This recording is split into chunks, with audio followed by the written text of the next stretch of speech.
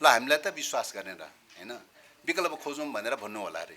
ल ठिक छ विकल्प खोजौँ, तर यो विचार अनुसार यो एजेन्डा अनुसार यो विचार अनुसार जान तयारी हुने कि नहुने त? अरूको भोट पनि त चाहिएला त, हाम्रो भोट पनि त चाहिएला त।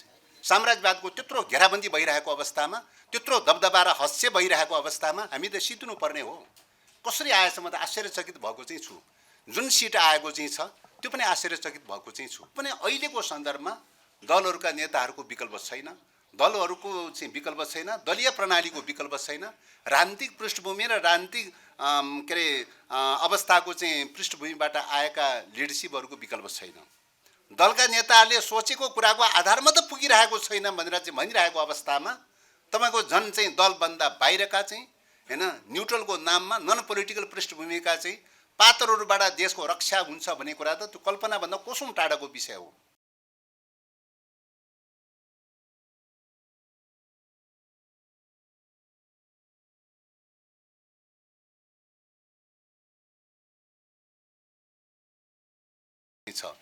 एकले अर्कोलाई निषेध गर्ने, एकले अर्कोलाई समाप्त गर्ने दिशातर्फ जान थाल्यो भने एउटाले अर्कोलाई निषेध गर्ने प्रक्रियामा त जाला, त त्यसको अल्टिमेट परिणाम के हुन्छ भन्दाखेरि चाहिँ मुलुक गम्भीर सङ्कटमा पर्छ र मुलुकको राष्ट्रिय अस्मिता नै समाप्त हुन सक्छ।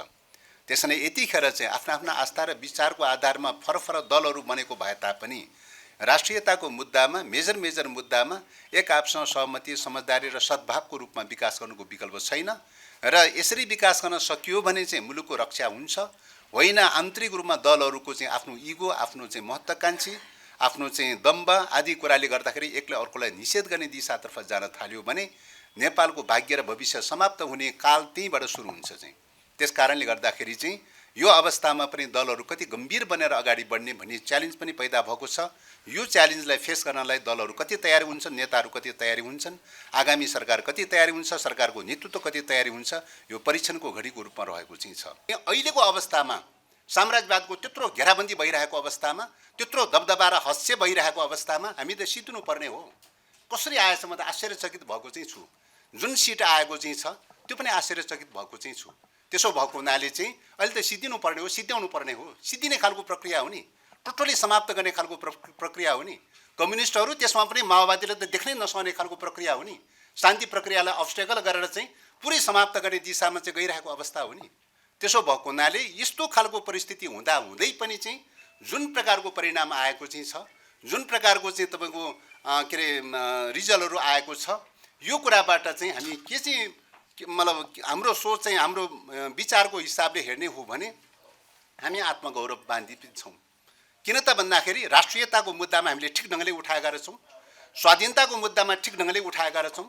त्यस कारणले गर्दाखेरि हाम्रा विरुद्ध घेराबन्दी भयो, हाम्रा विरुद्ध आक्रमण भयो।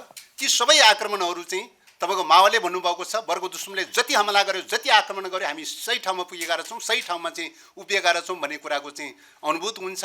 वर्ग दुश्मनले जति चुच्चे टोपी लगाएर उचाल्न खोज्यो उति हामी पतन भएका रहेछौँ, खतम भएका रहेछौँ भनेर बुझ्नुपर्ने हुन्छ। त्यस कारणले अहिलेको वर्ग सङ्घर्षको जुन मोड छ, यो वर्ग सङ्घर्षको मोडमा चाहिँ यो वर्ग सङ्घर्षको जुन कठिनतम अवस्था छ, यो कठिनतम अवस्थामा पनि चाहिँ हामी जुन बिन्दुमा छौँ, जुन ढङ्गले हामी लडिरहेका छौँ, यो कुरामा चाहिँ एक प्रकारले हामीलाई आत्मगौरव पनि छ। त्यसो भनेर चाहिँ हाम्रा सीमा नै रहेनन्, कमी कमजोरी नै रहेन भन्ने होइन। हाम्रा सीमा पनि प्रशस्तै रहे। जसरी पार्टी निर्माण गर्नु पर्दथ्यो त्यो ढङ्गले पार्टी निर्माण गर्न सकेनौँ।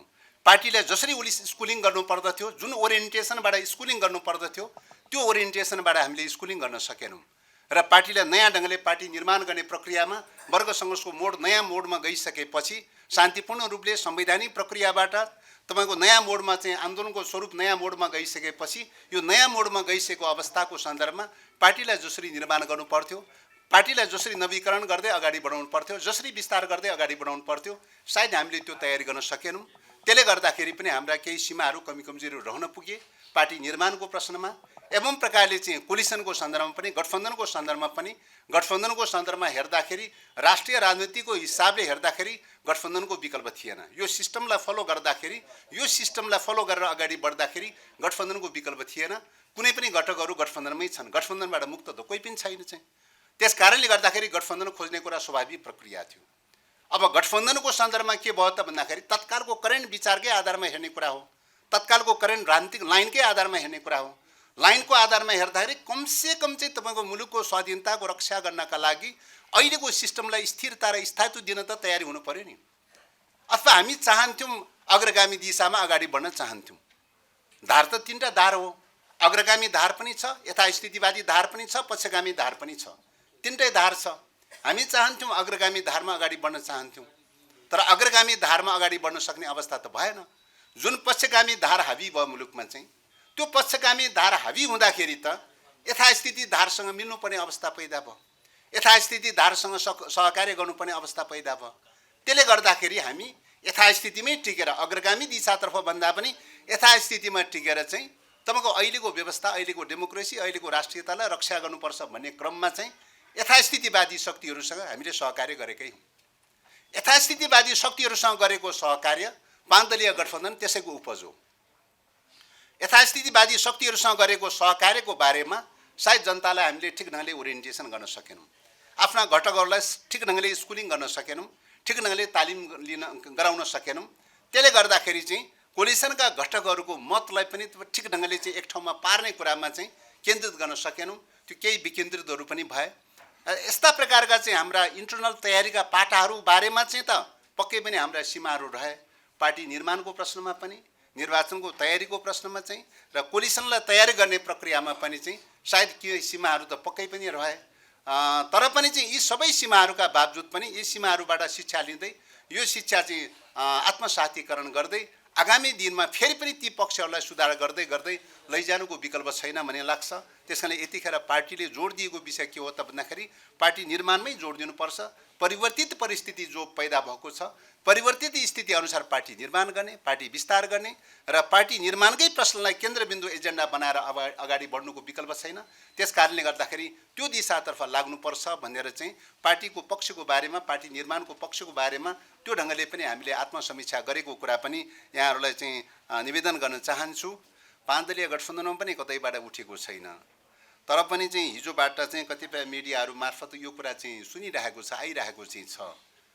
अब सुनेकै कुरा चाहिँ ठिक हो भने यो सोच, यो भिजन मलाई लाग्छ अहिलेको सिस्टम अनुकूलको भिजन होइन, अहिलेको सिस्टम अनुरूपको भिजन होइन, दृष्टिकोण होइन। किन त भन्दाखेरि चाहिँ अहिलेसम्मको विकासको यात्राले चाहिँ के चाहिँ आत्मसातीकरण गर्दै आएको त भन्दाखेरि अब मुलुकको अगुवा दलहरूले गर्नुपर्छ। त्यस कारणले मल्टिपार्टी डेमोक्रेसीको कन्सेप्ट अगाडि आयो। मल्टिपार्टी डेमोक्रेसीको कन्सेप्ट अगाडि आयो। मल्टिपार्टी डेमोक्रेसी भन्नाले समाजमा रहेका विभिन्न प्रकारका जो विचारहरू हुन्छन्, विचारको आधारमा पार्टी बन्छ र पार्टीहरूले रुलिङ गर्ने भनेको के हो त भन्दाखेरि विचारको आधारमा गर्ने हो। त्यस कारणले विचारको आधारमा गर्ने कुरा नै सबैभन्दा वैज्ञानिक खालको विचार हो, सही पद्धति हो हैन। त्यस कारणले गर्दाखेरि राजनीतिक पृष्ठभूमि, राजनीतिक विचारधारा, राजनीतिक सिद्धान्त, आदर्श आदि मूल्य मान्यताहरूको पृष्ठभूमिको आधारबाटै चाहिँ त्यहाँबाट राइज भएका नेताहरूले नै चाहिँ तपाईँको मुलुकको अगुवा गर्न सक्छ, मुलुकको नेतृत्व गर्न सक्छ, राज्यका अङ्गहरूको नेतृत्व गर्न सक्छ भन्ने कुरा हो। यसको तात्पर्य दलका नेताहरूमा, राजनीतिक नेताहरूमा सीमा रहित हुन्छन् भन्ने होइन। सीमाहरू पनि हुन सक्छ, कमी कमजोरी पनि हुन सक्छ। ती कमी कमजोरीका बावजुद पनि अहिलेको सन्दर्भमा दलहरूका नेताहरूको विकल्प छैन, दलहरूको चाहिँ विकल्प छैन, दलीय प्रणालीको विकल्प छैन, राजनीतिक पृष्ठभूमि र राजनीतिक के अरे अवस्थाको चाहिँ पृष्ठभूमिबाट आएका लिडरसिपहरूको विकल्प छैन। तर यो मान्यताभन्दा फरक ढङ्गले चाहिँ राजनीतिक पृष्ठभूमिभन्दा बाहिरका चाहिँ हैन, न्युट्रलको नाममा राजनीतिक पृष्ठभूमिभन्दा बाहिरका पात्रहरूबाट चाहिँ जुन ढङ्गले सोच्ने खालको जो सोचहरू चाहिँ मतलब सुनिएको छ, यदि यथार्थ हो भने जो सुनिएको चाहिँ छ, यदि त्यो सोच हो भने चाहिँ यो प्रणालीबाटै विचलन भएको चिन्तनको उपज हो चाहिँ। यदि यही हो भने बहुदलीय प्रणाली किन दलीय प्रतिस्पर्धाको प्रणाली, त्यत्रो निर्वाचनको अभ्यासहरू गर्नुपर्ने जरुरी किन चाहिँ? त्यस कारणले गर्दाखेरि चाहिँ यो अवस्थामा, यो स्थितिमा यो प्रणालीभन्दा बाहिरबाट सोच्ने कुरा बेठिक हुन्छ। त्यस कारणले गर्दा कसैले सोच्नु भएको रहेछ भने पनि यो प्रणालीभन्दा बाहिरबाट सोच्नु हुँदैन चाहिँ। या त यो प्रणाली विफल भयो, असफल भयो भनेर भन्नु पर्यो चाहिँ हैन।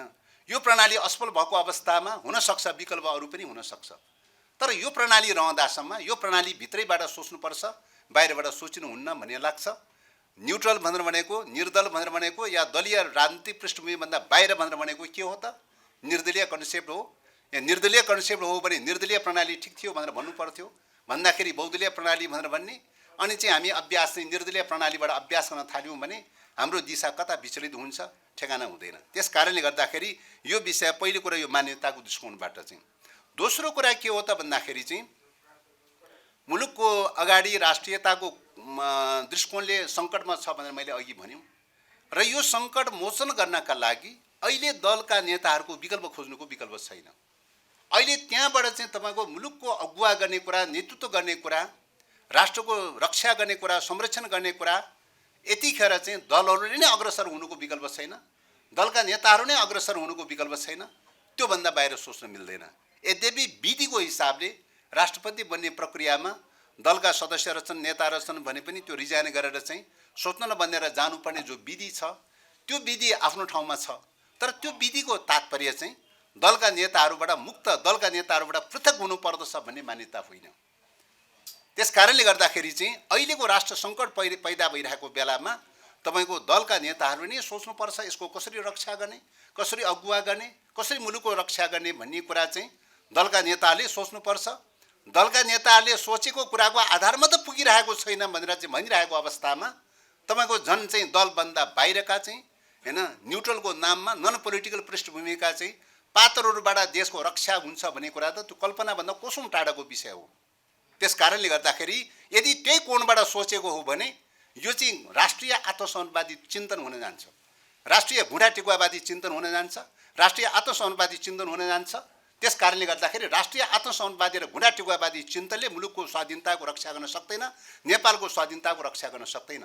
त्यस कारणले गर्दाखेरि यदि त्यस खालका सोचहरू अन्तर्कुन्तर पैदा भएको हो भने राष्ट्रिय आत्मसम्मानवादी कोणबाट होइन, राष्ट्रवादी कोणबाट सोच्नुपर्छ, देशभक्तको कोणबाट सोच्नुपर्छ, स्वाधीनताको कोणबाट सोच्नुपर्छ। आत्मसमर्पण र भुँडा टेकुवावादी सोचबाट हुँदैन चाहिँ। त्यस कारणले यो चिन्तन भनेको अहिले जो कुरा सुनिएको छ यदि त्यो हो भने त्यो राष्ट्रिय आत्मसम्मानवादी चिन्तन हो, त्यो भुँडा टेकुवावादी चिन्तन हो, राज्यलाई सबभन्दा कमजोर पारिदिने चिन्तन हो। जति कमजोर पार्न सक्यो उति नेपाल कोल्याप्स हुँदै जाने, नेपाल सिद्धिने बाटो हो त्यो चाहिँ।